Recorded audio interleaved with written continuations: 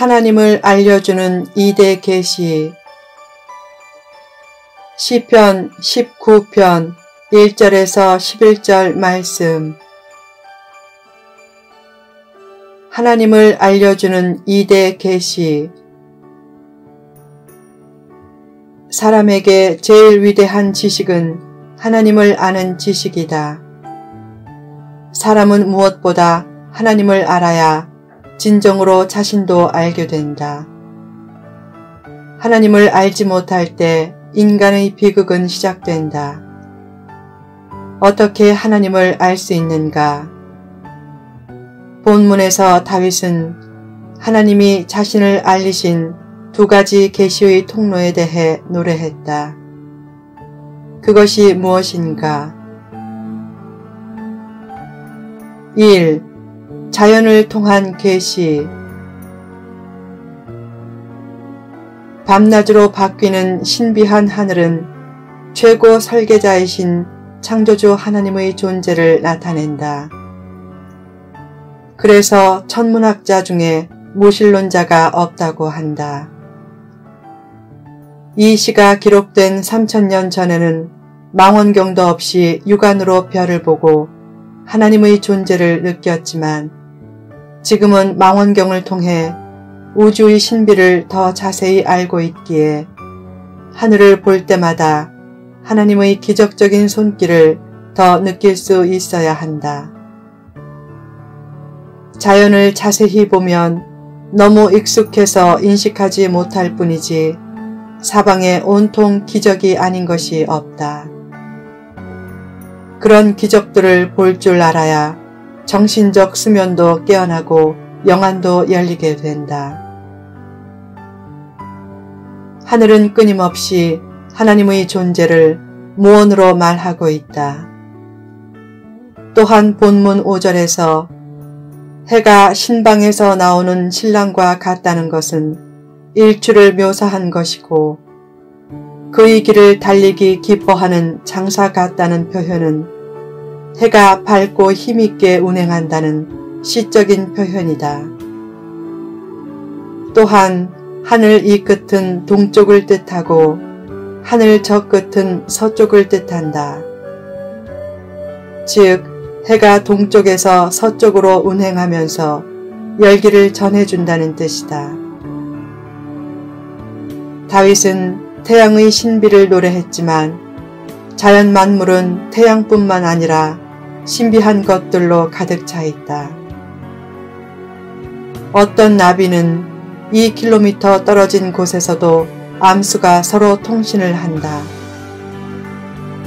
뱀은 고성능 적외선 먹이 탐지기로 먹이를 찾는다. 박쥐의 귀는 현대의 어떤 전자 장비보다 성능이 월등한 초음파 탐지기다.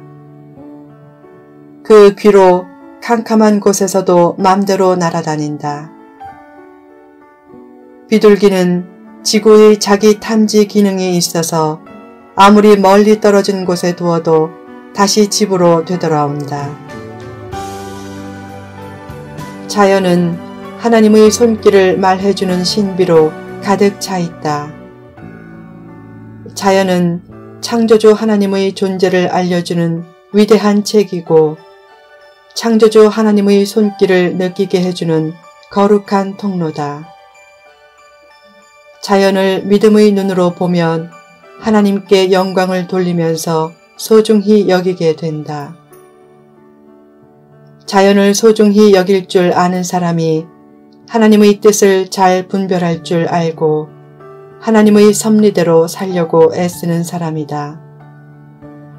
결국 자연을 사랑하는 것은 하나님을 사랑하는 작은 행동 고백이다. 나폴레옹 황제의 친구 샤니가 황제의 비위를 건드려 지하 감옥에 갇혔을 때 그는 외로움과 절망에 빠져 작은 돌로 감옥의 벽에 썼다. 아무도 지켜주지 않네. 어느 날 감옥 바닥의 돌틈에서 푸른 싹이 돋아나 빛이 들어오는 방 천장의 작은 창문을 향해 뻗어나갔다. 샤니는 정성스럽게 관리해서 그 싹을 파란 꽃으로 피워냈다. 파란 꽃이 필 때 그는 감옥벽에 이전에 썼던 글을 지우고 새로운 글을 썼다. 하나님께서 지켜주시네. 어느 날 샤니의 옆방 친구에게 어린 딸이 면회를 왔다. 그 딸을 통해 감옥에서 꽃을 피워낸 샤니의 얘기가 조세핀 왕비의 귀에까지 들리게 되었다. 왕비가 황제에게 말했다. 그토록 꽃을 사랑하며 보살펴준 사람은 나쁜 사람일 리가 없어요. 결국 왕비의 설득으로 샤니는 석방되었다. 자연을 잘 보존하는 것도 성경적이고 자연을 잘 개발하는 것도 성경적이다. 그러나 자연을 개발하더라도 기본적으로 자연을 사랑하고 존중하려는 마음을 가져야 하나님의 사랑과 존중도 받고 하나님의 축복의 손길도 더 체험하게 된다. 자연을 통해 얻는 교훈은 때로는 책을 통해 얻는 교훈보다 더 깊다. 자연 및 일상의 삶에서 주어지는 하나님의 음성에 열린 마음을 가지라. 주변의 모든 사물을 통해 하나님의 숨소리를 느끼고 주변에서 일어나는 모든 사건을 통해 하나님의 음성을 들을 줄 알아야 한다. 특히 아름다운 자연을 주신 것을 감사하라. 사실상 우리 주변에 있는 것 중 어느 하나도 축복이 아닌 것이 거의 없다.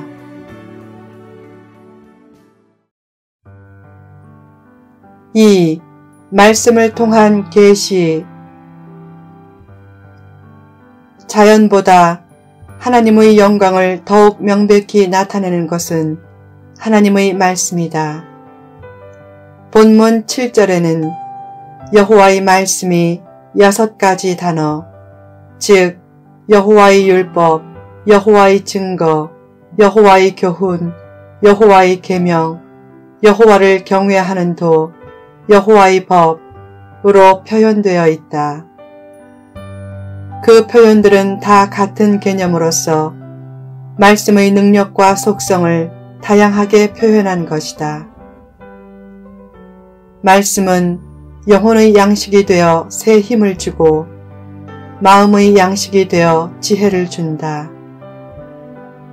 또한 말씀은 마음을 기쁘게 하고 눈을 밝게 하며 정결하고 영원하고 진실하고 의로운 것이다.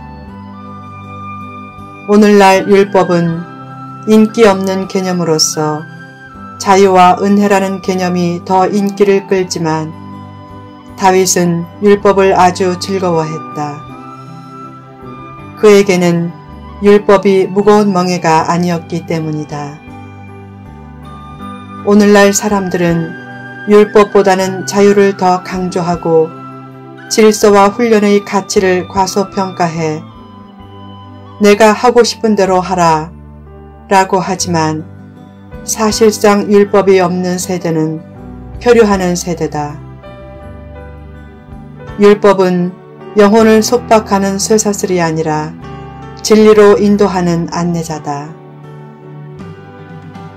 다윗은 말씀을 순금보다 더 사모할 것이고 송이꿀보다 더 단 것이라고 표현했다. 송이꿀은 벌집에 넘쳐 흘러나온 꿀 덩어리를 뜻한다. 결국 말씀은 간절히 사모할 만한 좋은 것이란 뜻이다. 꿀은 몸에 아주 좋은 것으로서 설탕처럼 달지만 몸 안의 지방을 만들지 않기에 많이 먹어도 부작용이 없다. 꿀에는 필수 영양소가 많이 들어있어서 질병의 치료 및 예방에도 좋다. 또한 하나님이 만드신 피조물 중에 비타민C가 제일 많이 들어있어서 피로 회복에도 좋다. 채소에도 비타민C가 많지만 채소를 밭에서 뽑아 24시간을 두면 비타민C가 50% 정도 파괴되고 냉장고 안에 들어갔다 나와도 비타민C가 상당히 파괴되지만 꿀은 10년이 지나도 파괴되지 않는다. 벌은 꽃뿐만 아니라 물이나 흙에서도 꿀을 채취한다. 벌은 꿀을 얻으려고 수백 곳을 찾아다니기에 꿀을 먹는 것은 수백 가지의 좋은 것을 한꺼번에 먹는 것과 같다. 그래서 좋은 것을 말할 때는 늘 꿀에 비유한다. 음식 맛이 좋으면 꿀맛 같다고 한다. 외국에서는 아내나 사랑하는 사람을 부를 때 허니라고 한다. 사랑하는 사람은 꿀과 같은 존재란 뜻이다.